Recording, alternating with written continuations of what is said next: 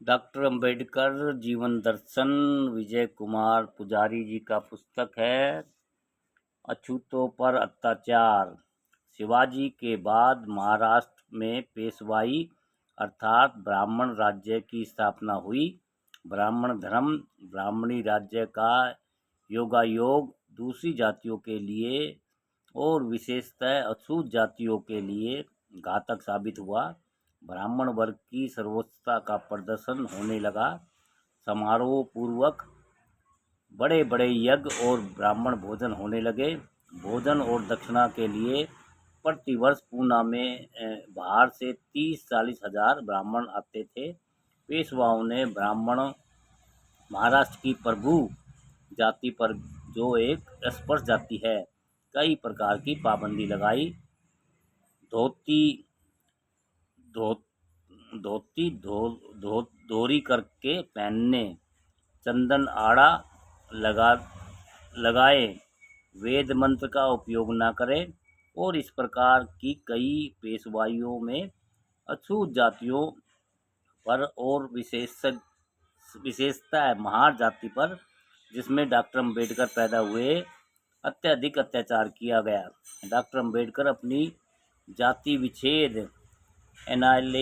Annihilation of cast नामक पुस्तक में लिखते हैं कि पेशवाओं के शासनकाल में महाराष्ट्र में यदि कोई सवर्ण हिंदू सड़क पर चल रहा हो तो अछूत को वहां चलने की आज्ञा नहीं होती थी, ताकि कहीं उसकी छाया उस से वह हिंदू भ्रष्ट न हो जाए।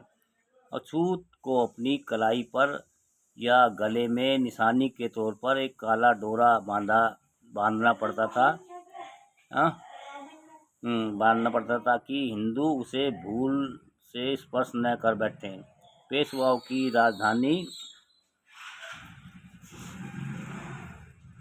राजधानी पूना में अछूतों के लिए राजाज्ञा थी।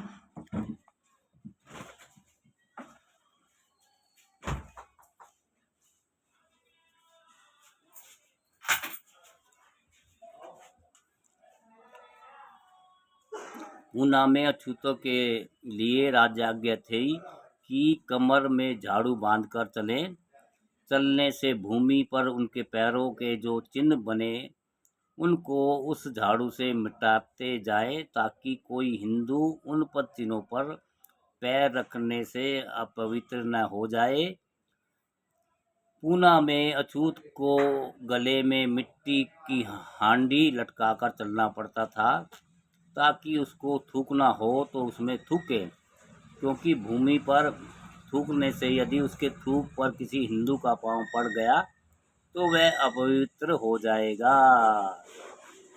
महाराष्ट्र के प्रसिद्ध इतिहासज्ञ श्री गोविंद सखाराम सरदेसाई का पेशवाई के संबंध में यह स्पष्ट मत है कि धर्म का निरर्थक ढकोसला मराठी राज्य के नाश का मुख्य कारण है। अछूतों पर ब्राह्मण वर्ग ने जो अत्याचार किए उसकी प्रतिक्रिया होनी ही थी और हुई। कई महार अंग्रेजों की सेना में शामिल होकर पेशवा की सेना से लड़े। यह एक ऐतिहासिक सत्य है कि महाराष्ट्र में ब्राह्मणी राज्य का खात्मा और अंग्रेजी राज्य की स्थापना महारों के पराक्रम से हुई। इसके लिए महारों को दोष नहीं दिया जा सकता। 1818 में पेशवाइयों का पतन हुआ और 10 मई 1818 को पूना के शनिवारवाड़ा पर पेशवा का निवास स्थान था। विधि पूर्वक अंग्रेजी झंडा लहराने की रस्म चतुर अंग्रेजों ने बालाजी पंत नाथू नामक ब्राह्मण के हाथों से अदा कराई। इस अवसर पर ब्राह्मण भोजन दिया गया और उनकी दान दक्षिणा भी दी गई।